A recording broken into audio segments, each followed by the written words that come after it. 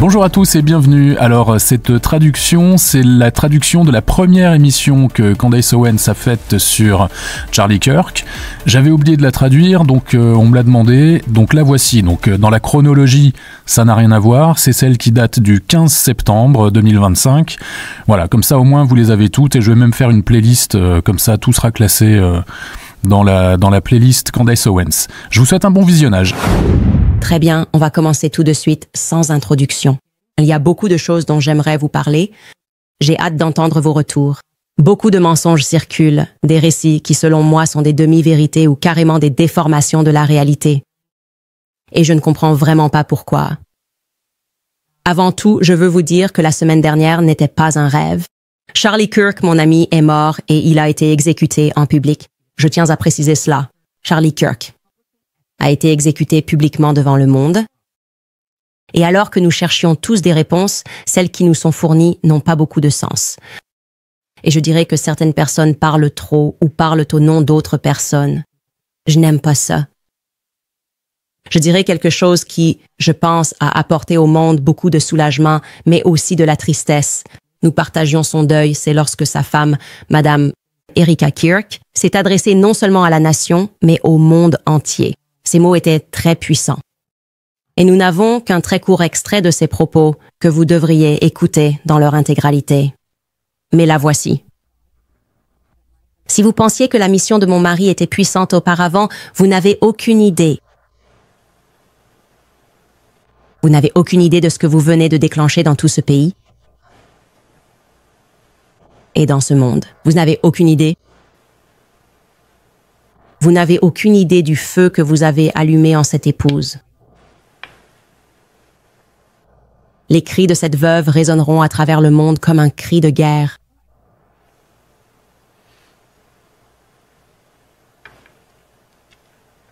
À tous ceux qui écoutent ce soir à travers l'Amérique, le mouvement que mon mari a construit ne mourra pas. Il ne mourra pas. Je refuse de laisser cela arriver. Il ne mourra pas.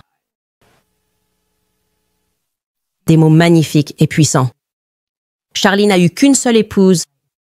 Ce que nous avons pu voir ce week-end, c'est qu'il y avait tant de personnes à travers le monde, comme elle l'a dit, qui ont été profondément touchées par Charlie Kirk au cours de leur vie et qui, bien sûr, ont été profondément bouleversées par cette tragédie et par ce qu'elle décrit là, ce feu. Beaucoup d'entre nous le ressentent. Je le ressens vraiment. J'ai eu un week-end très difficile, Je dirais ceci. Toute ma vie, je n'ai pas été quelqu'un qui pleure facilement. Ce n'est pas l'émotion que je choisis. Je ne suis pas du genre à fondre en larmes. Et certaines personnes sont comme ça. Ce week-end, je n'ai pas seulement pleuré. J'ai sangloté. J'ai sangloté pour Charlie, évidemment. Je n'ai pas réussi à regarder l'hommage qui lui a été rendu vendredi jusqu'au bout. Et pour ceux d'entre vous qui voulaient me voir dans un moment de faiblesse, vous l'avez eu. C'est juste. Ouais. J'ai vu mon ami se faire tirer une balle dans le cou. Ouais, c'est ce qui s'est passé. Je veux dire qu'il a été exécuté publiquement. La question, c'est pourquoi? Vous savez, quand on est en deuil, on traverse beaucoup d'émotions et en ce moment, j'en arrive à beaucoup de colère, à l'audace de certaines personnes. Il m'a fallu beaucoup de retenue et de prière et j'ai dû parler à un prêtre. J'ai dû aller me confesser. Ces émotions que je ressens, ce désir de répondre avec les propres mots de Charlie, vraiment. Des gens viennent et disent « Voilà ce qu'ils pensaient et voilà comment ils devraient être rappelés ». Je trouve cela vraiment inapproprié. Je ne savais pas quoi faire d'autre que de faire défiler les messages entre Charlie et moi, et il y en a énormément.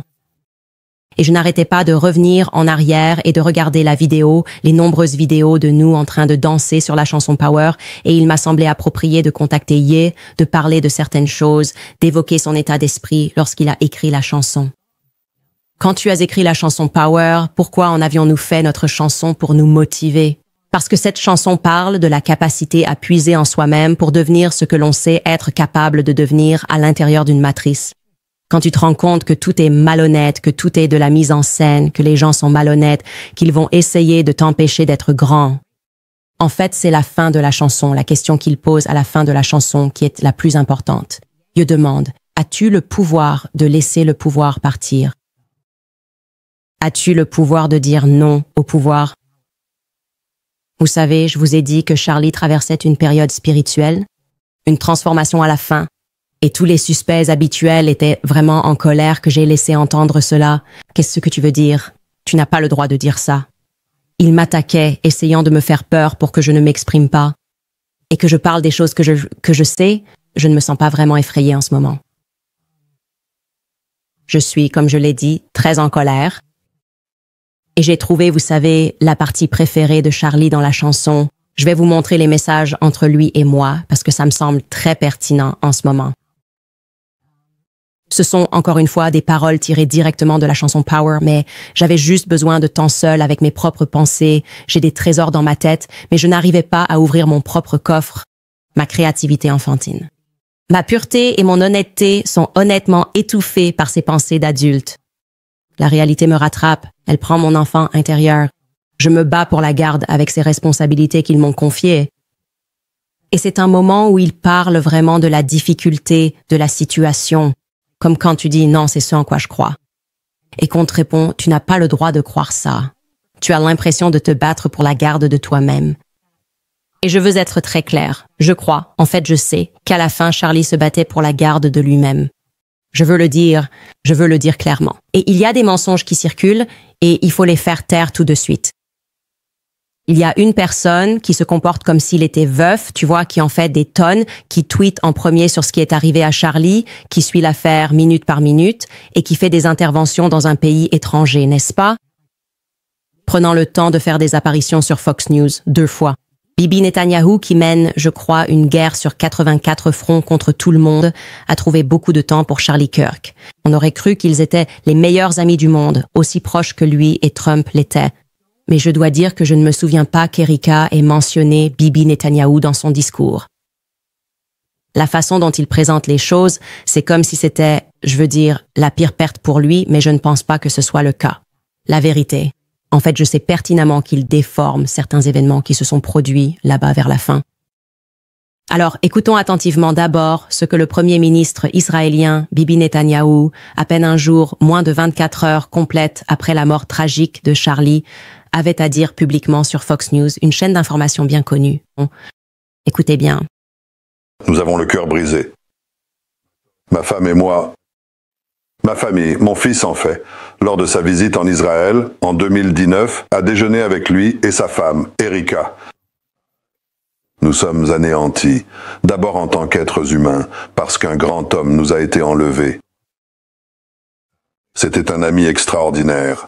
Vous savez, il m'a écrit une lettre le 2 mai de cette année. Il a dit que l'une de ses plus grandes joies en tant que chrétien, c'est de plaider pour Israël et de former des alliances pour défendre la civilisation judéo-chrétienne. Quelques semaines avant la tragédie d'hier, je l'ai appelé et je lui ai parlé et je lui ai dit « S'il te plaît, viens en Israël ». Je l'ai invité en Israël. Et malheureusement, cette visite n'aura pas lieu. Mais il était un défenseur de notre civilisation judéo-chrétienne commune. Il était incroyablement enthousiaste à l'idée de marcher sur les traces de Jésus ici. Il attachait une grande importance à notre lien, le lien entre l'Amérique et Israël. Vous savez, il a fait tant de choses pour défendre la liberté d'expression. Il avait sa vérité. Il l'a défendue. Mais il disait, vous pouvez venir débattre avec moi. Il invitait à ce débat. Il n'a certainement pas invité la violence, l'horrible violence qui a tenté de le réduire au silence. Et vous savez, c'est un problème mondial. Les personnes aux extrêmes, vous savez, les islamistes radicaux et leur union avec les ultra-progressistes parlent souvent des droits de l'homme. Ils parlent de liberté d'expression, mais ils utilisent la violence pour tenter d'abattre leurs ennemis, que ce soit le président Trump, qui a failli être assassiné 2 fois. Ils ont essayé de me tuer ici aussi. Mais ils ont eu Charlie Kirk, et c'est tout simplement déchirant. Qui sont-ils, Bibi? Qui sont-ils? Qui a eu Charlie Kirk? Nous n'avons pas vraiment besoin de parler de complot. Je me demande simplement, parce que vous avez dit beaucoup de choses là-bas, mais cela ressemblait vraiment à Bibi, essayant d'établir un récit. Un récit que nous avons vu renforcé par beaucoup de gens. Vous savez, Charlie a en quelque sorte donné l'impression qu'il était mort pour Israël. Je veux dire, même le compte de Trump a tweeté une photo de Charlie avec un drapeau américain et aussi un drapeau israélien, un peu d'IA utilisé. Vous voyez, c'est tout simplement qui était Charlie. Il parle de valeurs judéo-chrétiennes. Il lui a parlé il y a 2 semaines. Encore une fois, on pourrait penser qu'il était occupé à mener cette guerre sur 97 000 fronts, mais non. Il veut vous faire savoir qu'il, au hasard, décroche le téléphone et appelle Charlie Kirk pour l'inviter en Israël. Pourquoi Bibi a-t-il fait ça? On dirait qu'il y a peut-être un peu plus dans cette histoire. Non, il y a clairement un peu plus dans cette histoire. Tout d'abord, cette lettre qu'il brandit, il la déforme gravement. Ces phrases, sont réelles, mais j'en appelle à Bibi Netanyahou, le cher ami de Charlie Kirk, pour qu'il publie l'intégralité du contenu de la lettre. Ne commencez pas avec seulement 2 phrases. Publiez-la en entier. Vous l'avez en main. Je dis que vous déformez gravement la réalité. Le contenu, c'est que, en mai, Charlie s'inquiétait d'Israël et de leur influence sur la politique américaine et de la façon dont il poussait des choses qu'il estimait être en conflit avec ses convictions, notamment la liberté d'expression ici en Amérique. Bibi l'a brandi comme si Charlie, en mai, avait simplement dit « Tu sais quoi? J'ai juste envie d'écrire une lettre d'amour à Israël, c'est comme que c'est présenté. Vous seriez d'accord avec ça? Ce n'est pas comme ça que ça s'est passé. » Maintenant, en ce qui concerne cet appel téléphonique et cette invitation, il faut aussi les remettre dans leur contexte. Et je vais le faire. Mais d'abord, Skylar, pouvons-nous passer un extrait de Charlie il y a 1 mois où il parle du genre de pression qu'il subissait? Parce que je pense que cela aidera aussi à mieux contextualiser tout ça. Écoutez bien. Je suis citoyen américain. Oui, je veux qu'Israël gagne. Oui, je suis chrétien. Mais enfin, la somme de tout ce bazar, et tu l'as vu. Tu as vu comment on m'a traité, Meghan, par certains, pas tous, mais certains. Non, c'est très agaçant. Ça a été tellement injuste. Ils s'en sont pris à toi après un tournant, entre autres, parce que tu avais invité Dave Smith. Dave Smith a le droit de critiquer Israël. Tu avais les 2 points de vue, mais le point de vue israélien, lui, n'était pas permis. Non, tu n'as pas le droit. C'est même pire que ça. Encore une fois, je veux le répéter pour la 5e fois. J'aime Israël. Je veux qu'Israël gagne. Mais maintenant, c'est mon intégrité morale qui est remise en question, Meghan. Pas mes décisions, pas du genre « Hé, est-ce que tu fais ça? Est-ce que c'est intelligent ou stupide? » Non, c'est que je suis une mauvaise personne si je fais ça. Et je pourrais continuer, je veux dire, tu l'as vu, Meghan. C'était en tendance sur Twitter des milliers de tweets et de messages textes. Et si je voulais faire preuve de charité et de générosité, je dirais que les personnes qui m'attaquent sont dans un état d'hyper-paranoïa parce qu'elles sont en guerre, et la guerre a tendance à rendre les choses noires ou blanches. Et tu es un marteau qui cherche un clou. Donc j'essaie d'être indulgent, Meghan. Littéralement, j'essaie d'être aussi compréhensif que possible, tu vois. Genre, d'accord, à quoi cela ressemblerait-il si, tout à coup, je commençais à avoir un schéma de comportement similaire à ce que mes grands-parents ont vu dans l'Allemagne des années 1930, mais en ligne? Comment est-ce que je réagirais? Donc c'est un peu mon esprit charitable qui compense à l'excès. En même temps, je me dis, mais ce n'est pas défendable d'être stupide, non? Non, ce n'est pas défendable d'être stupide. Et il subissait une pression de plus en plus forte. Ce n'était pas seulement des gens qui lui disaient « Oh, tu sais, je ne suis pas content de qui tu invites », mais carrément des personnes qui lui interdisaient d'inviter certaines personnes à ces événements. Il menaçait de retirer leur argent. Charlie recevait beaucoup de messages textes vraiment méchants et beaucoup concernaient Tucker Carlson et Candace Owens. Mais Tucker Carlson était vraiment au centre de l'attention en ce qui concerne l'America Fest. Comment Charlie pouvait-il permettre que ces débats sur Israël aient lieu? Comment pouvait-il permettre à Dave Smith, qui soit dit en passant est juif, comment Charlie pouvait-il permettre à cette haute position d'accéder à la scène? Parce que évidemment, quand les gens commencent à entendre les débats, ce que dit Dave Smith paraît tellement rationnel, mais c'était à Charlie de ne pas permettre que ces choses arrivent. Et c'est cette pression vers la fin, comme vous le voyez, cette conversation qu'il a eue avec Meghan n'a eu lieu qu'1 mois avant qu'il ne perde la vie, a vraiment, je dirais, atteint un certain sommet sur la question de ce que Tucker Carlson a réellement dit sur cette scène. Tucker Carlson, alors qu'il était sur cette scène à Turning Point, a évoqué Bill Ackman. Bill Ackman est évidemment un milliardaire. C'est aussi un milliardaire extrêmement procédurier. Et Bill Ackman s'en est pris à Charlie à propos des commentaires que Tucker Carlson avait fait sur cette scène. Tucker Carlson a spécifiquement posé la question « D'où vient l'argent de Bill Ackman ?» Vous savez qui est ce type? En fait, qui est ce type qui a autant d'influence? Et comme je l'ai dit, Bill Ackman n'a pas du tout apprécié cela. Et donc, j'aimerais contextualiser Bébé. Bébé a évoqué publiquement, il n'était pas obligé de parler de la lettre. Il n'était pas obligé de mentionner l'appel téléphonique. Mais il a choisi de le faire moins de 24 heures après que Charlie Kirk a été abattu. Personnellement, Bébé, j'aurais apprécié que vous utilisiez tous vos logiciels espions. Vous nous espionnez depuis des années pour peut-être retrouver le meurtrier. Mais j'imagine que tu as pensé qu'il valait mieux faire un peu de propagande pour Israël plutôt que de nous aider à retrouver le meurtrier. Bref, donc Bibi Netanyahou et cet appel téléphonique, ce qui s'est passé, c'est qu'il y a quelques semaines avant que Charlie ne perde la vie. Charlie était dans les magnifiques Hamptons et il avait en fait plus d'un événement, mais il avait... En gros, ce qui a été organisé, c'est une intervention orchestrée par Bill Ackman parce que les opinions de Charlie, ses réflexions rationnelles sur Israël étaient inacceptables. Ce n'est pas la voie que tu devrais suivre. Et Charlie était entouré de ses amis, ses soi-disant amis. Bill Ackman était très en colère et des menaces ont été proférées. Voilà c'est ce qu'on m'a dit et je vous dirais que je serais très heureux que Bill Ackman conteste ce récit. En fait, on lui a demandé de contester ce récit. Max Blumenthal l'a contacté aujourd'hui et Bill Ackman a répondu en disant « J'ai des preuves que je peux vous montrer ». Et il n'a pas fourni les preuves. Ce n'est pas comme ça que ça s'est passé. Je sais que ça s'est passé comme ça.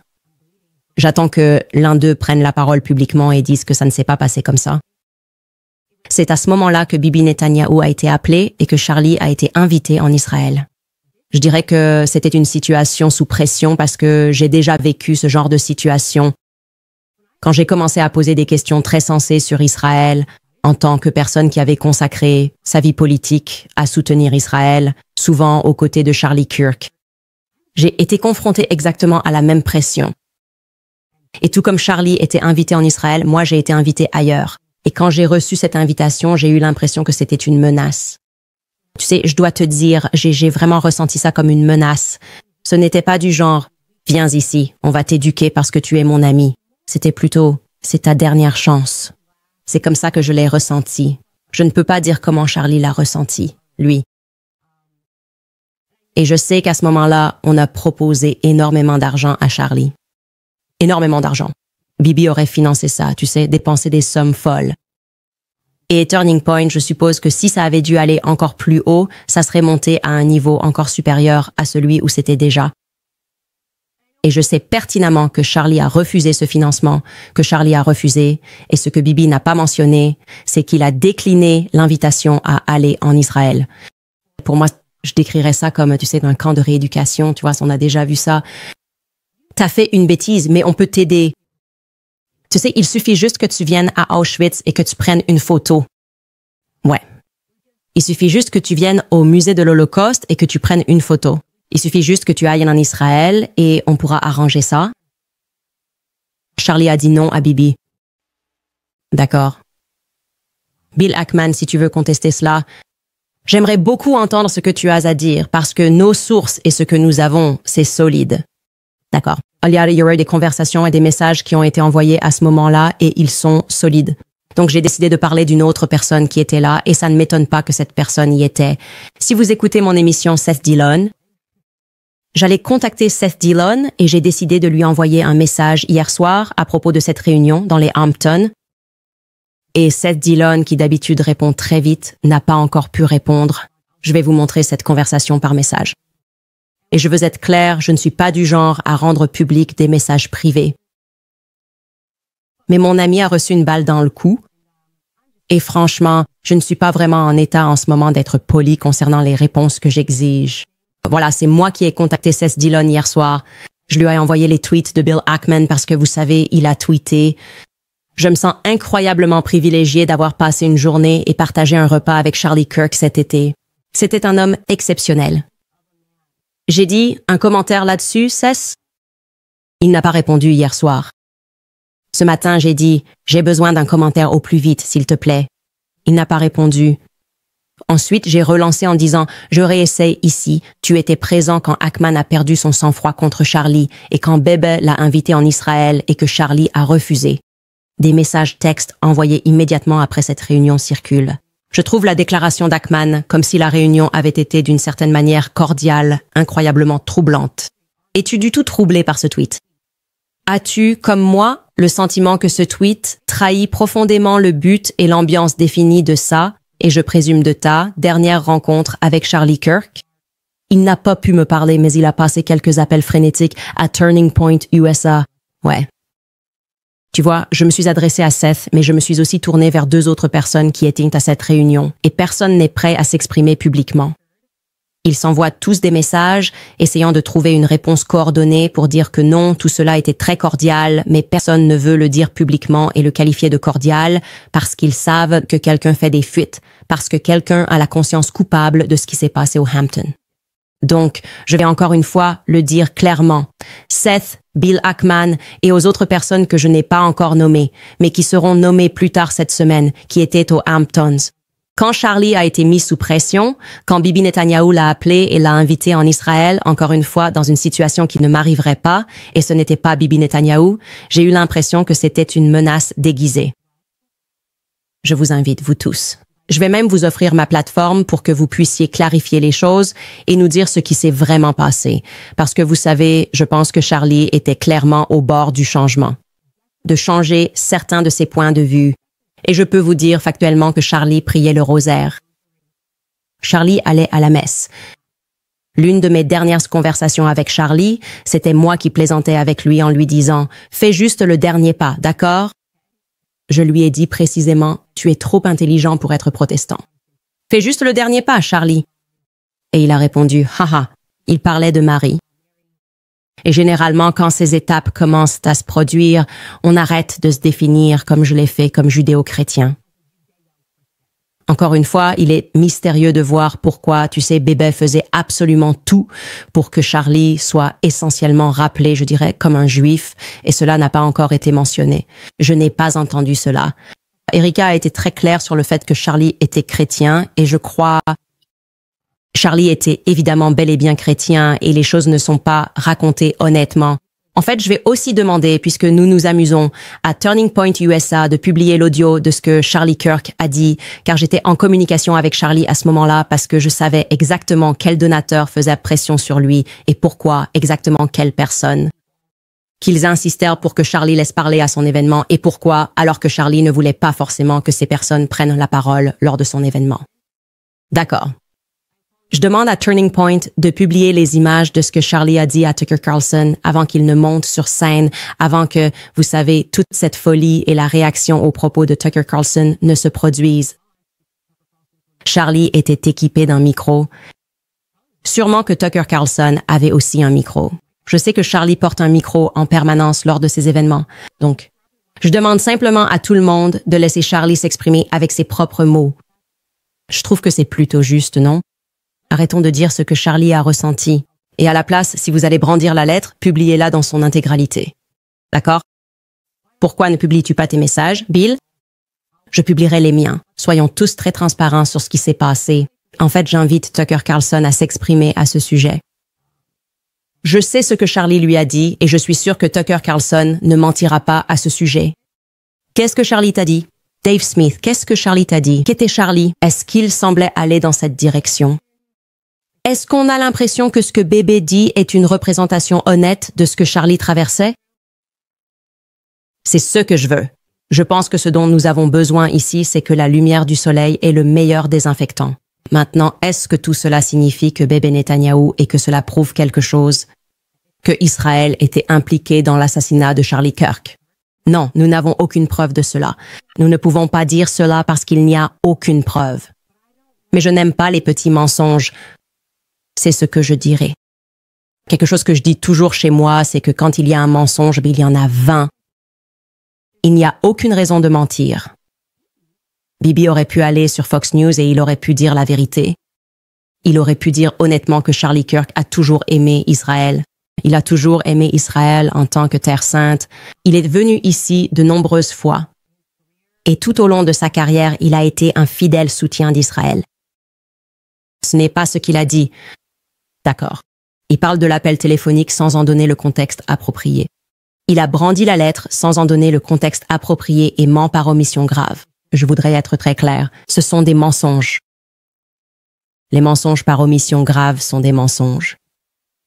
Vous n'allez pas nous manipuler ni nous dire de nous taire ou nous traiter d'antisémites parce que nous soulignons le fait que Charlie commençait à remettre en question les tactiques qu'Israël utilisait en Amérique et qu'il avait eu le sentiment en quittant cette réunion d'avoir été effectivement victime de chantage. Encore une fois, ma plateforme est à vous, Seth Dillon. Ma plateforme est à vous, Bill Ackman. Donc si vous voulez clarifier les choses, nous pouvons le faire devant des millions de personnes. D'accord? Et je pense que c'est ce que les gens méritent, parce que tout le monde souffre de stress post-traumatique. Nous avons vu Charlie se faire tirer dans la gorge. Ça semble un peu symbolique. On a l'impression qu'il voulait nous faire comprendre que sa voix posait problème. Encore une fois, je ne sais pas qui ils sont. Après cette courte pause, nous allons passer en revue l'enquête qui semble comporter beaucoup d'incohérences. Des zones d'ombre. Et nous ne sommes clairement pas encore au bout de ce qui s'est réellement passé. Mais je le sais, que je me méfie profondément des personnes qui se précipitent pour déformer les faits.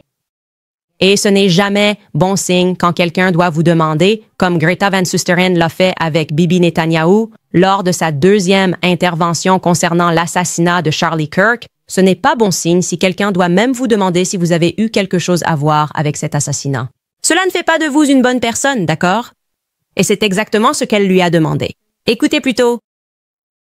Avant de vous laisser partir, je veux que vous répondiez à une chose, et c'est juste l'absurdité de la situation. Certaines rumeurs sur Internet selon lesquelles Israël serait derrière le meurtre de Charlie Kirk. Je n'y crois pas une seule seconde, mais je veux que vous fassiez une déclaration. C'est tellement absurde. C'est insensé. C'est insensé. Israël change aussi l'orbite de la Lune. Israël pousse le Soleil. Je veux dire, tout cela n'est pas seulement insensé. Je pense que c'est tellement absurde, tellement stupide, tellement idiot et tellement ridicule, on a du mal à croire que des gens disent qu'ils viennent de trouver le coupable. Ils iront au bout de cette affaire. Mais ils vont, vous savez, ils n'ont aucune limite. Quand on déteste les Juifs, quand on déteste l'État juif, on est prêt à dire n'importe quoi et à propager toutes ces rumeurs absurdes, vraiment absurdes. Et d'ailleurs, ils sont prêts à nous tuer tout le temps. Je veux dire, c'est ce qu'ils font. Et vous savez, au fil des siècles, lorsque les Juifs, surtout au Moyen Âge, cette période horrible, les pires choses ont été dites sur les Juifs, des choses auxquelles on ne pourrait même pas croire. On disait que nous empoisonnions les puits. On disait que nous buvions le sang des enfants chrétiens. Vous pouvez tout imaginer. Je veux dire, toutes ces choses-là. Cela a continué, en fait, jusqu'à la Shoah. Les nazis disaient la même chose. Vous savez, on disait que nous portions des vermines. Nous propageons des maladies. Et les gens y ont cru, et chaque fois qu'ils y croyaient, c'était un prélude vers un massacre de plus en plus grand, culminant avec le pire de tous les massacres, l'Holocauste. Ah, eh bien, il a mentionné l'Holocauste. Je suppose que nous ne pouvons pas pousser le récit plus loin, les gars. Holocauste. Alors tout le monde a arrêté de parler de quoi que ce soit. Je veux dire, et c'est lui la victime. C'est absurde. C'est tout simplement absurde. L'Holocauste a eu lieu. Vous l'avez entendu. On en a marre de ces conneries. Vraiment, on en a marre.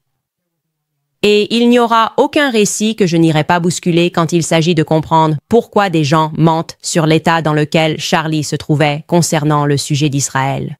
Encore une fois, vous pouvez examiner Charlie dans ses propres mots. Il commençait à aborder des sujets dont on n'a normalement pas le droit de parler quand on touche de l'argent et que de gros chèques sont signés. Cette pression augmentait chaque jour, en fait. Il disait la vérité, même à propos de Jeffrey Epstein. Écoutez plutôt. Epstein avec sa petite amie Ghislaine et le père de Ghislaine, Robert Maxwell, qui est évidemment un espion des services de renseignement israéliens. Mais il se passait autre chose ici. Epstein n'était pas une sorte de prodige de la finance ou un gestionnaire de fonds spéculatifs.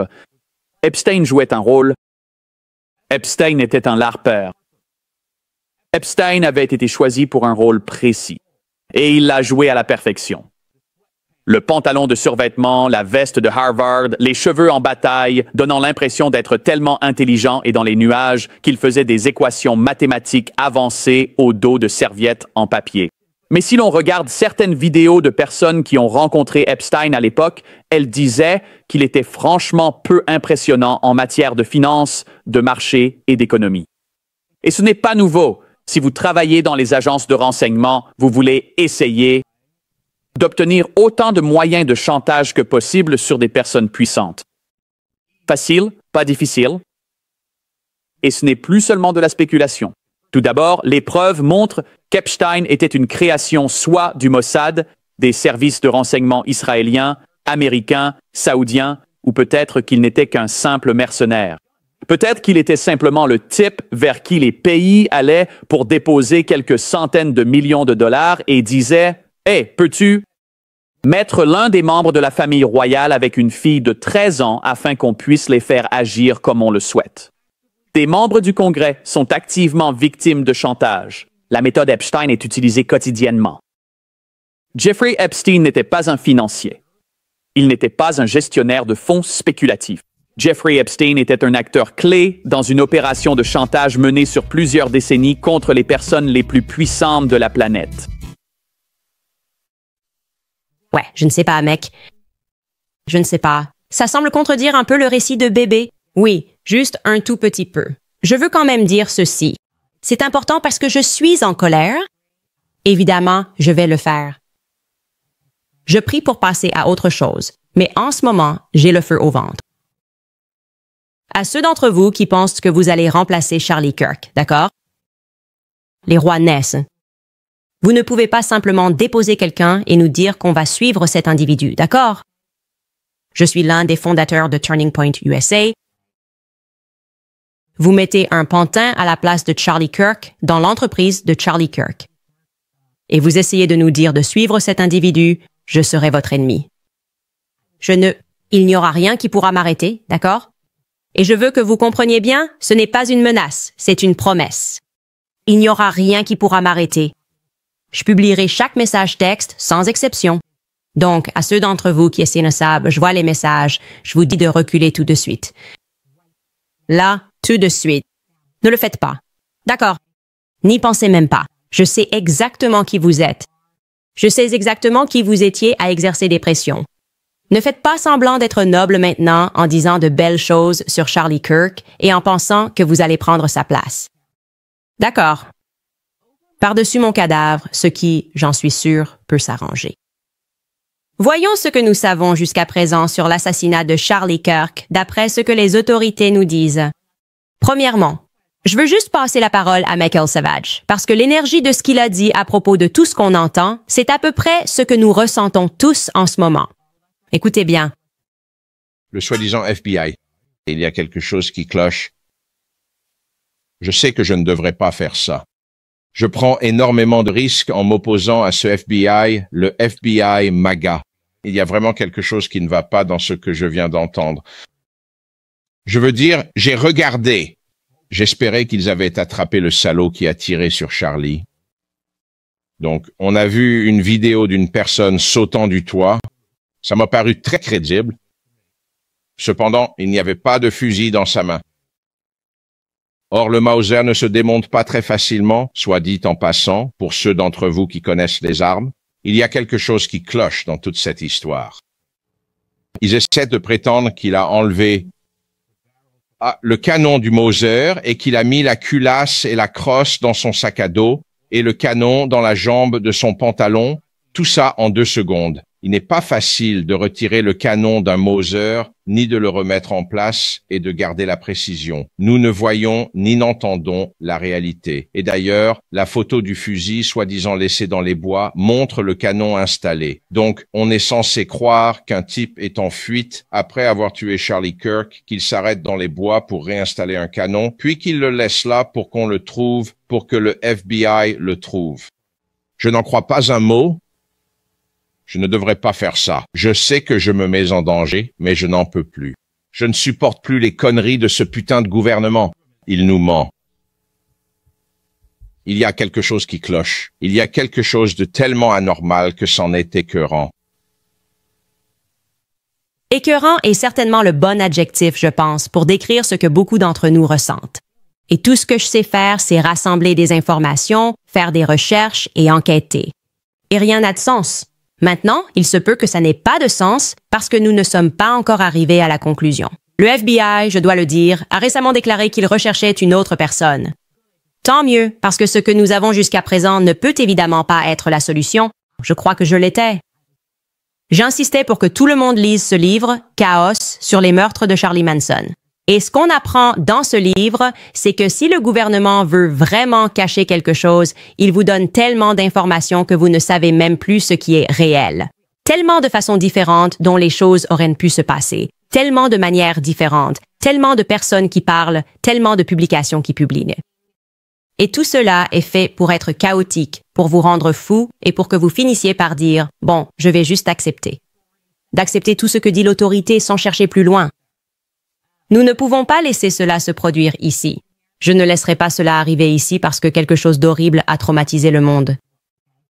Et j'ai l'impression que, sur ce sujet, les médias, le gouvernement, les experts, tout le monde nous embrouille sur ce qui s'est réellement passé avec Charlie Kirk, cet événement, comment il a été organisé. J'aimerais même savoir qui a choisi le lieu. D'accord. Voici ce que nous savons jusqu'à présent. Et je vais vous dire quelle est la source exacte et quelle vidéo elle a présentée. Donc, la première preuve concernant ce jour-là apparaît à 8h07 du matin.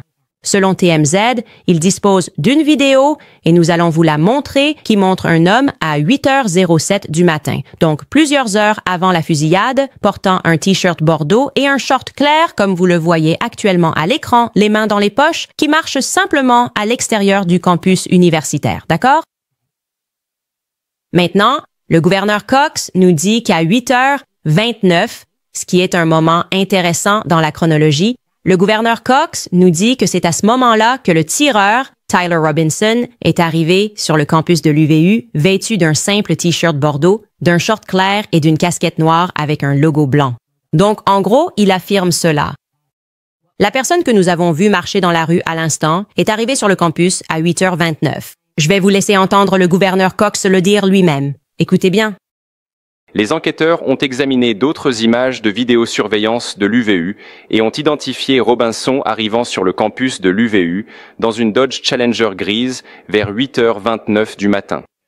Le 10 septembre, où il est vu sur la vidéo portant un simple t-shirt bordeaux, un short clair, une casquette noire avec un logo blanc et des chaussures de couleur claire.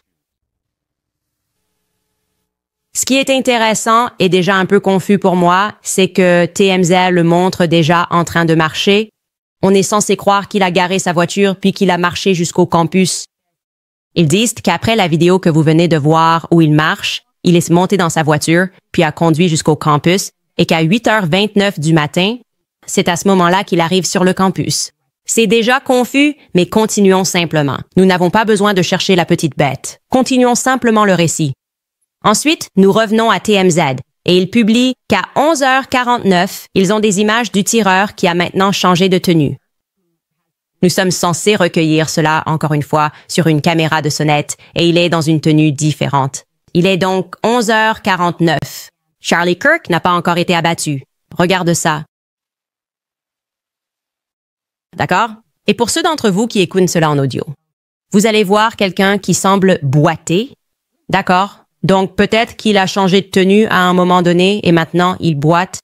Et l'idée qui circule, c'est qu'il boite parce qu'il tient l'arme dans son pantalon, d'accord? C'est un peu ce qui a été avancé, d'accord? Cela ne vient pas particulièrement des fédéraux. Je ne le pense pas, mais il boite maintenant et il porte une tenue différente. D'accord. Il est 11h52. Et en fait, nous allions vérifier cela d'ailleurs, mais je crois que le FBI a dit que c'était à ce moment-là qu'il est arrivé sur le campus. Peut-être que ce n'est pas exact. Donc laissez-moi juste passer là-dessus, parce que Skylar, on devrait vraiment chercher à vérifier cela. Mais à 12h23, c'est à ce moment-là que Charlie Kirk est touché par balle, d'accord? Et 12h23. C'est à ce moment-là, dans cette même minute, que nous avons des images qui nous montrent que, alors que la foule se baisse et que c'est flou, le tireur traverse le toit en courant. Je vais vous expliquer pourquoi c'est important. Donc, à 12h23, Charlie Kirk est touché par balle et nous allons avoir un angle de vue de cela, ainsi que l'image de la personne en noir, plutôt, qui court sur le toit. Regardez ceci. Ils sont clairement à terre. Et tout de suite, regardez ça, d'accord?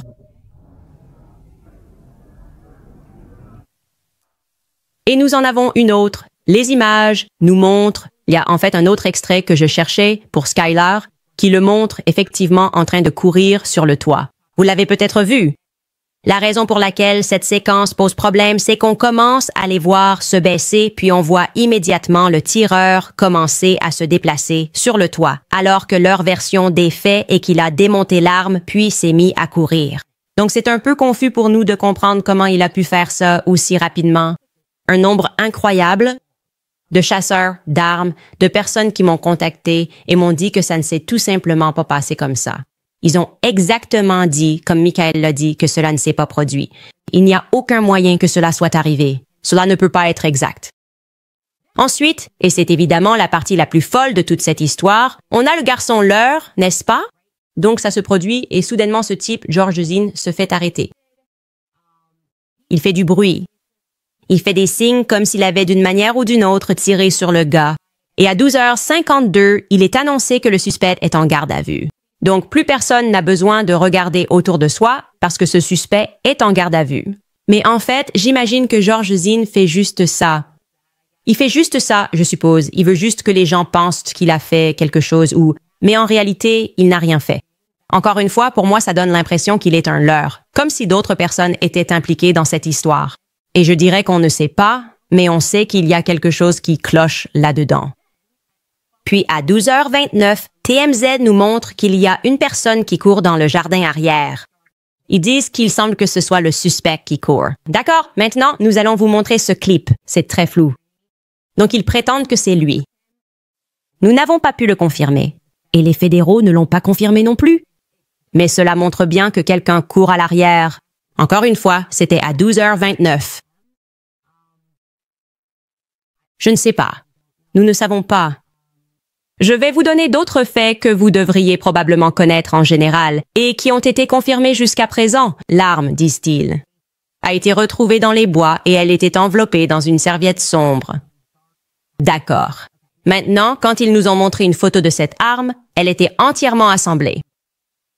Donc c'est un peu ce que dit Michael Savage. Il dit, d'accord, donc il l'a réassemblée ou peut-être que ce sont les fédéraux qui l'ont fait. Peut-être qu'ils vont préciser qu'ils l'ont réassemblée pour la photo, mais on nous a dit qu'elle avait été retrouvée enveloppée dans une serviette sombre. Ensuite, on nous a dit que un tournevis a été retrouvé sur le toit. Donc, ils s'en tiennent à cette implication selon laquelle il aurait peut-être démonté cette arme pendant qu'il était sur le toit et il, vous savez, voulait s'assurer de la dévisser avec le tournevis, a laissé le tournevis derrière lui, mais a pris l'arme puis a finalement laissé l'arme dans les bois. D'accord. Ensuite, on reçoit, et cela n'a pas encore été mis en contexte, et j'ai hâte que ce soit le cas. Nous obtenons des photos qui sont celles du tireur. C'est à ce moment-là que le FBI est intervenu et a dit qu'il était dans une cage d'escalier. Nous ne savons pas exactement où se trouve cette cage d'escalier. Il porte la tenue numéro 2. Alors, le changement de tenue a eu lieu. D'accord. Il n'y a pas de chronologie encore une fois, mais nous pouvons discerner qu'il n'y a pas d'arme dans sa jambe de pantalon car nous pouvons le voir plier une jambe sur une photo et nous pouvons le voir plier l'autre jambe sur une autre photo. Donc, nous ne sommes pas clairs à ce sujet. Ce qui est clair, c'est qu'il y a 1 tonne de caméras sur ce campus. Il y a beaucoup de séquences qu'il pourrait diffuser pour que le public se sente mieux à ce sujet. Je veux dire, des tonnes d'angles différents. Je ne sais pas pourquoi nous obtenons des photos granuleuses. Il y a eu des tonnes de gens en ligne qui ont parcouru la pile technologique du campus UVU et qui ont dit « Hé, pourquoi devenons-nous granuleux? Pourquoi ne nous donnez-vous pas des images plus claires? En fait, vous pourriez nous montrer une image. » Ils ne le font pas. Ils se contentent de cette image granuleuse et disent que c'est tout. Et vous pouvez avoir cette image granuleuse, mais on ne peut pas vous en dire beaucoup plus. Maintenant, encore une fois, c'est une enquête en cours. Ils subissent beaucoup de pression. Il n'y a aucun doute. Je ne vais certainement pas laisser tomber ça. Et je veux que le public ne laisse pas tomber non plus parce que vous avez été touché spirituellement en regardant un homme se faire exécuter publiquement. Et vous devez garder cette énergie et comprendre qu'il y a quelque chose de très grave ici. Rien de ce qu'ils disent ne me rassure. Honnêtement, la chose qu'ils ont dite qui m'a le plus rassurée, c'est quand ils ont dit qu'il y avait probablement quelqu'un d'autre impliqué. Ça me paraît assez juste. 2 personnes, peut-être. Peut-être que ce ne sont même pas les mêmes personnes. Peut-être le gars en Bordeaux n'est pas le même en chemise noire. Ça aurait sens. Pourquoi changer de tenue? Les 2 tenues donnent l'impression que tu pourrais te fondre dans la masse sur un campus universitaire. Alors pourquoi te fondre dans la masse 2 fois? Est-ce que ça a du sens pour toi? Pourquoi changerais-tu de tenue? C'est comme un défilé de mode aléatoire. Alors que tu t'apprêtes à tuer quelqu'un? Je veux juste changer de tenue pour le fun? Et puis on apprend que lorsque Tyler Robinson est arrêté, on nous dit qu'il porte la tenue Bordeaux. Maintenant, je veux être clair. Ils ont dit que c'était 33 heures plus tard. Donc il a changé de tenue, j'imagine. Apparemment parce qu'il voulait éviter d'être repéré, ce qui serait la seule chose raisonnable à supposer. Mais ensuite, il change à nouveau et remet la tenue qu'il portait avant la fusillade. Pour quelle raison? 33 heures plus tard, sans même prendre de douche. Il voulait qu'il sache que c'était lui sur la caméra. Ce n'est pas clair pour moi. Pourquoi change-t-on de tenue? Sommes-nous simplement 2 personnes différentes? Je pense qu'il est raisonnable de se poser la question. Y a-t-il 2 personnes différentes impliquées? Une autre chose qui n'est pas claire pour moi, c'est que l'histoire qu'on nous a racontée, c'est que Tyler Robinson, soi-disant, après avoir parlé avec le pasteur, son père l'a dénoncé. Bill Ackman, probablement $1 million, non? Merci, Bill. Tu tenais vraiment à Charlie. Et cet argent va maintenant au père de cet enfant qui, après avoir prié et parlé à un pasteur, ils disent « D'accord, eh bien, tu sais, il s'est ensuite rendu lui-même. » On nous a dit qu'il s'était rendu lui-même. Maintenant, on nous dit qu'en fait, il n'a pas avoué. Donc, je me demande juste comment peut-on se rendre sans avouer? Parce que si je dis « c'est mon enfant qui l'a fait », est-ce que ça suffit pour une arrestation? Et si l'enfant dit qu'il ne l'a pas fait? Je ne l'ai pas fait. Papa dit que tu l'as fait. D'accord. Comment l'ont-ils arrêté sans aveu? Je vais vous montrer la déclaration du gouverneur Cox où il dit que l'enfant n'a pas avoué. Écoutez bien. Je sais que vous avez entendu ce reportage de Matt Gutman et ce dernier article du New York Times selon lequel certains des connaissances du suspect lui parlaient apparemment en ligne, plaisantaient et pensaient l'avoir reconnu sur les premières photos. Pouvez-vous nous en dire plus ce matin à ce sujet ou sur l'enquête en général? Eh bien, tout ce que nous pouvons confirmer, c'est que ces conversations ont bien eu lieu et qu'il ne pensait pas que c'était vraiment lui. C'était uniquement sur le ton de la plaisanterie, jusqu'à ce qu'il admette que c'était effectivement lui. Y a-t-il du nouveau dans l'enquête? Vous dites qu'il l'a admis. Le Congrès? Non, pas encore. Il n'a pas avoué aux autorités. Il ne coopère pas. Mais toutes les personnes autour de lui coopéraient, et je pense que c'est très important. Il y a eu des informations hier que nous pouvons confirmer. Son colocataire était en effet un petit ami en transition de genre, de masculin à féminin. C'est une information que le FBI avait mentionnée hier. Nous pouvons également le confirmer, et il coopère aussi avec les autorités. D'accord. Donc, je ne suis pas tout à fait sûre de comprendre cet élément de confession. Est-ce que le pasteur a simplement dit qu'il l'avait fait? Est-ce que le père a dit qu'il l'avait fait, mais qu'il n'avait aucune preuve? Encore une fois, évidemment, tout le monde enquête. Nous leur laissons la main. Est-ce que je pense que ce gamin était impliqué d'une manière ou d'une autre? Oui. Est-ce que je pense qu'il a fait ça tout seul? Absolument pas. Cette histoire n'a absolument aucun sens. Et puis, il y a ce Discord aléatoire sur Discord, d'accord? Donc, le gouverneur Cox est intervenu et nous a dit qu'il y avait des messages concernant le point de dépôt du fusil. OK, Discord ne dit pas la même chose. Écoutons le gouverneur Cox dire que sur cette application de réseau social, Discord, il discutait du point de dépôt du fusil. Écoutez. Les enquêteurs ont identifié une personne comme étant le colocataire de Robinson. Les enquêteurs ont interrogé ce colocataire qui a déclaré que son colocataire, en parlant de Robinson, avait fait une blague sur Discord. Les enquêteurs lui ont demandé s'il pouvait leur montrer les messages sur Discord. Il l'a ouvert et a montré plusieurs messages aux enquêteurs, leur permettant de prendre des photos de l'écran à mesure que chaque message était affiché par le colocataire de Robinson. Ces photos comprenaient divers messages, notamment le contenu de messages échangés entre le contact téléphonique nommé Tyler avec une icône emoji et l'appareil du colocataire de Robinson. Le contenu de ces messages comprenait des messages associés au contact Tyler, mentionnant la nécessité de récupérer un fusil à un point de dépôt, de laisser le fusil dans un buisson, des messages relatifs à la surveillance visuelle de la zone où le fusil avait été laissé, et un message indiquant que le fusil avait été laissé enveloppé dans une serviette. Les messages font également référence à la gravure de balle et mentionnent une lunette ainsi que le caractère unique du fusil. Des messages du contact Tyler mentionnaient également qu'il avait changé de tenue. D'accord, donc il a changé de tenue.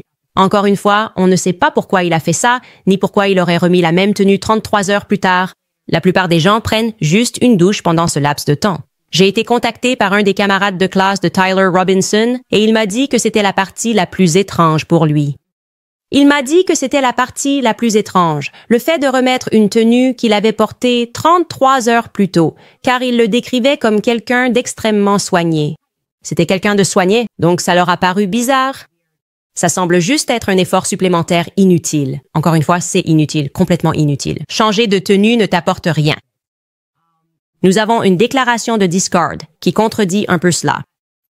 Discord déclare: au cours de notre enquête, nous avons identifié un compte Discord associé au suspect, mais nous n'avons trouvé aucune preuve que le suspect ait planifié cet incident ou promu la violence sur Discord, a déclaré un porte-parole dans le communiqué. Et encore une fois, peut-être qu'ils ont besoin de plus de temps et ils vont en avoir plus. Ils vont avoir beaucoup de temps parce que jamais je ne laisserai tomber ça. Il est absolument hors de question que je laisse tomber ça. Tout semble spirituellement très mauvais ici. Ouais. On a l'impression qu'on nous ment, mais par qui? Je ne suis pas sûre. Y a-t-il des gentils? Bien sûr, il y a toujours des gens bien au gouvernement, mais il y a trop de mauvaises personnes au gouvernement pour que je me sente à l'aise avec ça. Et donc, mesdames et messieurs, nous allons évidemment continuer à suivre cette affaire, à resserrer cette chronologie avec les informations les plus récentes que nous puissions obtenir. Tout ce que nous pourrions apprendre sur le père impliqué dans cette histoire. Je veux en savoir plus sur le père. On le décrit comme un héros. Il a dénoncé son fils. D'accord, je ne fais confiance à rien en ce moment. D'accord, je ne fais absolument confiance à rien. Je pense que tout le monde doit être enquêté. Chaque personne qui est même mentionnée devrait faire l'objet d'une enquête. Nous avons le droit de le faire et nous allons continuer à le faire. Très bien, les gars, qu'est-ce que vous pensez de tout ça? C'est un peu étrange que personne à la réunion des Hamptons ne veuille parler de quoi que ce soit. Tout le monde est un peu discret en ce moment et essaie de me manipuler pour que je ne parle pas. Ce n'est pas le moment. Non, c'est le moment. C'est le moment. Tu sais, dès qu'une balle s'est logée dans sa gorge, c'est devenu le moment. Voilà, c'est dit. J'espère que ça aide. Moi, beaucoup de gens que je regarde, j'ai l'impression qu'on n'est pas censé voir son ami mourir de cette façon. C'était tellement violent et je suis en colère. Donc c'est le moment, d'accord? Anna écrit: à l'Amfest 2023, j'y suis allée seule au podcast PBD Live. Je suis restée là à parler avec une femme pendant toute l'heure où l'émission avait lieu. Je lui ai parlé de mes origines arméniennes et elle m'a confié qu'elle et son mari se souciaient profondément de mon peuple. À la fin de la conversation, elle me l'a fait savoir. Elle m'a appris qu'elle était la femme de Charlie, Erika. Elle m'a fait me sentir la bienvenue alors que j'étais seule. Que Dieu soit avec la famille Kirk. S'il y avait quelque chose énervé Charlie, c'était remettre en question son intégrité morale. Oui, ce sont vraiment de très bonnes personnes. Charlie et Erika sont des gens formidables. Charlie a fait les choses correctement. Alors voir ces serpents, oh là là. Laisse-moi juste rester calme. Je vais juste traverser ça comme si tu allais simplement t'installer dans la chaise de Charlie. Ne le fais pas, d'accord? Ce n'est même pas une menace. Juste une promesse. Je vais tout révéler. Je m'en fiche. Je publierai chaque message. Je m'en fiche. Poursuis-moi. Je m'en fiche. Vas-y. D'accord. Liberty Bell écrit: tant de gens parlent d'Israël pour la première fois en ce moment. Comment commencer à expliquer cela aux personnes qui se posent des questions sur Israël pour la première fois? Quel est le meilleur épisode de ton émission à recommander aux débutants? D'accord. Il y a beaucoup à déballer ici. La première chose que je veux dire, c'est que j'ai réfléchi à ce que je vais faire pour honorer Charlie. Comment puis-je honorer Charlie? La meilleure façon d'honorer Charlie, c'est d'insister auprès des parents. Si vous en avez les moyens, retirez vos enfants de ces écoles, toutes, d'accord? Dans cette université, quand Charlie a été abattu, quelqu'un s'est levé et a applaudi. Vous ne voulez pas que vos enfants soient dans cet environnement, spirituellement. C'est partout. Cela faisait partie de son combat, comprendre qu'il existe un mouvement communiste souterrain et qu'il est présent dans toutes les écoles. Je veux être très clair. Donc si vous le pouvez, et je vous le dis, vous le pouvez. D'accord, retirez vos enfants de ces écoles et faites l'école à la maison. C'est ce que je veux. Je veux construire cet héritage en encourageant les gens à faire l'école à la maison. D'accord? Maintenant, en ce qui concerne spécifiquement la façon dont les gens peuvent s'informer sur Israël, pour moi, jugez-les à leurs actions, à la façon dont tout le monde se sent quand vous êtes amis avec eux. Je veux dire, David Smith a un très bon tweet à ce sujet. C'est comme toutes ces personnes qui les soutenaient et qui soudainement se retrouvent sous pression, à devoir effectivement mentir ou aller à l'encontre de leur morale. Ce n'est pas normal. Il y a tellement de livres qui peuvent vous aider à commencer votre parcours, mais s'il y en a un que je recommanderais à tout le monde de lire, parce que vous devez comprendre la bête à laquelle vous avez affaire, comme le genre de mensonges qui sont prêts à être racontés et vendus. Je dirais qu'en ce moment, mon club de lecture, et vous n'avez pas besoin d'y adhérer, mais vous devriez lire L'assaut contre la vérité. C'est un bon début. D'accord. Pour comprendre que Sigmund Freud est célébré dans les écoles. En tant que père de la psychologie moderne, il n'est le père de rien d'autre que du gaslighting moderne. Et c'est ce qu'ils font. Ils pratiquent le gaslighting à répétition. D'accord? Ne croyez pas à vos propres yeux. Quand vous comprenez à quel point les mensonges étaient graves, ceux qui étaient racontés que Sigmund Freud a professionnalisé sous la forme du mouvement psychanalytique, je parle de parents qui violaient leurs tout-petits et qu'ils couvraient, alors vous comprenez le mal auquel nous sommes confrontés. Quel genre de personne organiserait et mentirait à propos de quelque chose comme ça? D'accord? Vous devez affronter le vrai mal. Et ensuite, je vous recommanderais de lire David Bakan, Sigmund Freud, et je crois que c'est l'histoire de la tradition mystique juive. Je pense que ce sont probablement de bonnes bases, et cela n'aborde même pas l'histoire d'Israël, mais cela vous aidera. Je pense que c'est ce qui m'a éveillé et m'a amené à faire plus de recherches sur l'histoire d'Israël. Et tout a commencé avec la mentalité de gaslighting et son père fondateur. Je lirai certainement Shlomo Sand. Il existe un livre intitulé L'invention du peuple juif qui aborde le sujet d'Israël de manière très complète. Il était, je crois, professeur, historien à l'université de Tel Aviv. C'est une question importante. Et vous saurez que tous ces livres que je recommande, soit dit en passant, ont été écrits par des auteurs juifs, car cela vous fait prendre conscience que vous ne plongez pas dans quelque chose qui peut être qualifié d'antisémite. Parce que, je veux dire, ces personnes ont fait partie de l'armée israélienne. Tu vois ce que je veux dire? Et donc, ils n'ont aucune raison de mentir. Mais si tu veux directement plonger dans l'histoire israélienne, je dirais que Shlomo Sand serait un bon point de départ. L'invention du peuple juif est un très bon livre, et il a essuyé beaucoup de critiques pour l'avoir écrit, en s'opposant aux néo-historiens contre qui nous luttons aussi. Ce sont des néo-historiens, ils publient beaucoup. Et tu penses qu'ils sont en train de créer une sorte de matrice de l'histoire où il y a très peu de vérité. Carrie écrit « Ce qu'une mort peut faire aux croyants ». Tout ce que la mort peut faire aux croyants, c'est le conduire à Jésus. C'est fantastique. Et t'as tout à fait raison. Jordan, Jacqueline écrit « Prie pour Candace Owens ». Comme le dit M. Skim, « Vas-y Candace, fonce, mais fais attention ». Personne n'a été plus prudent que Charlie Kirk et il a quand même reçu une balle dans la gorge. C'est pourquoi je voudrais dire cela. Amanda Moore écrit « Je contribue à la lutte ». Que Dieu protège toi et ta famille. Au fait, ce sont vraiment de grosses donations qui arrivent en ce moment pour moi. Et je vous remercie parce que quand je vous dis que je suis prêt à affronter encore plus de procès pour révéler la vérité sur Charlie Kirk, si je dois le faire, je le ferai. D'accord. Tout ce que ces gens ont, ce sont des menaces, des procès, des contrats, des avocats. J'en ai marre. J'en ai vraiment marre. Vraiment. C'est fini pour moi. J'en ai fini. D'accord. J'en ai fini. C'est tout. Il a fallu que Charlie Kirk meure pour que je dise merde, littéralement, je veux que tu saches, va te faire voir, vraiment. Je le pense, je m'en fiche.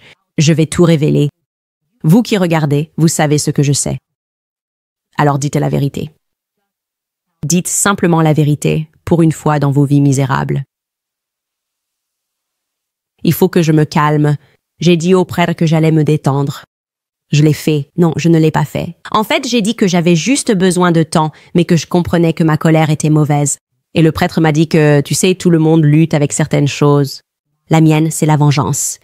Je dois travailler là-dessus. Donc, j'aimerais m'excuser pour mon ton d'il y a 10 secondes. EPO TV écrit « Il semble assez clair ce qui se passe ici. » Et je secoue la tête. Je ne suivais pas Charlie, mais sa disparition m'a touchée. Un petit quelque chose pour la sécurité et plus de discours du genre « par-dessus mon cadavre ». Nous avons besoin de toi. Reste fort et en sécurité. Merci d'avoir dit cela. Et je suis là. Je suis là. Je ne vais évidemment toujours pas bien. Je ne sais pas si j'irai un jour bien après avoir vu ça, mais je reste concentré. Sand écrit « Le Christ est roi et j'espère qu'il reviendra très bientôt. » Tony Hill écrit « Je prie constamment pour Charlie Kirk et sa famille ainsi que pour toi et ta famille. Leur plan provoque la division dans notre pays. Nous devons prendre ce qu'ils ont fait à Charlie et nous unir pour combattre leur mal, pas nous battre entre nous. Candace, nous te soutenons. Oui, je sais que j'ai été un peu brusque parce que c'est vraiment difficile de voir des gens, surtout quand ils retournent dans tous les messages que Charlie et moi avons jamais échangés, qui n'ont servi qu'à essayer de le détruire. Rien que la prétention de noblesse me stresse. C'est vrai, mais je ne céderai pas. Chaque semaine, j'irai mieux et j'essaie. J'essaie d'être bienveillante et de ne pas être en colère. La colère est l'émotion que je ressens le plus en ce moment.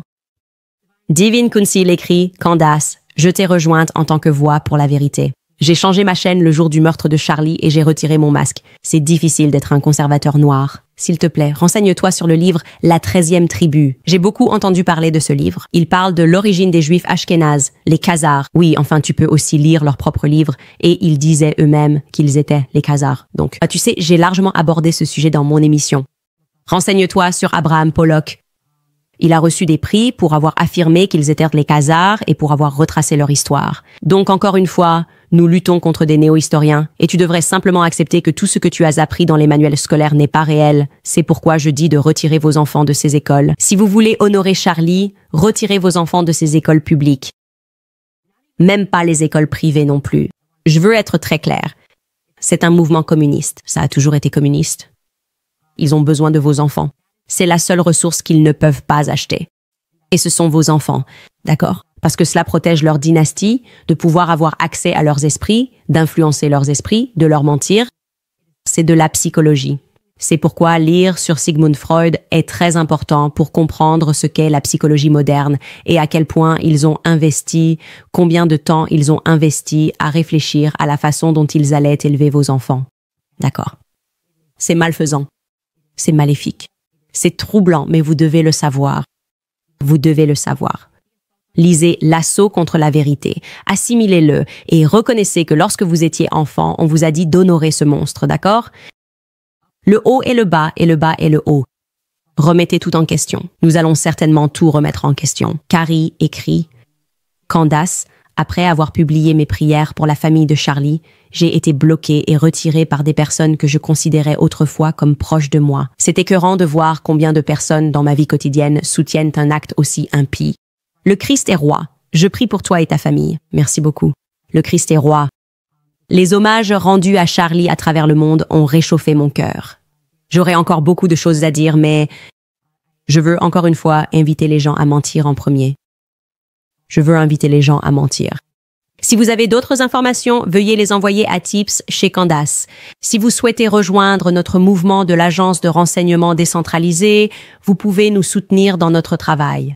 Nous sommes entièrement indépendants. Nous ne prenons l'argent de personne. Et donc personne ne peut me menacer. Vous pouvez vous rendre sur notre site web Candace. Vous pouvez vous inscrire, vous acheter une casquette, rester là. Et nous vous en sommes vraiment reconnaissants. C'est grâce à cela que nous pouvons continuer. Et je veux dire à tous les autres qui mentent au nom de certaines personnes, je sais qui vous êtes, d'accord? Je sais qui vous êtes aussi. Je le note. Alors faites attention, d'accord? Parce que je n'aimerais pas être pris en flagrant délit de mensonge en ce moment. Je n'aimerais pas être à votre place et être pris en train de mentir maintenant parce que la vérité va l'emporter. La vérité va éclater. On se retrouve demain.